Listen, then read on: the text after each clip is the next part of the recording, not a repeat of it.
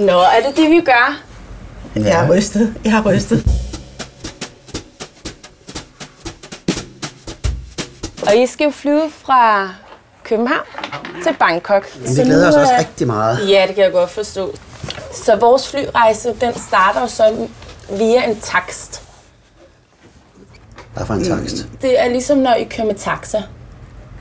Ja, altså selve flyvningen fra vi letter Fra til vi lander. København til Bangkok. Hvad er så taksten? Fra 6.000 og så op til 12.000. Hold da op.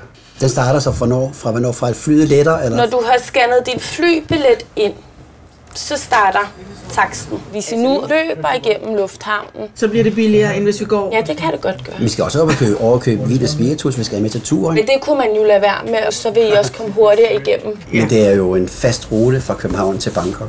Det kan man jo ikke vide, fordi det kan jo være, at der er en stor tordensky, de er nødt til at flyve udenom. Har vi bundet os til rejsen? Ja, vi har det. Vi har det.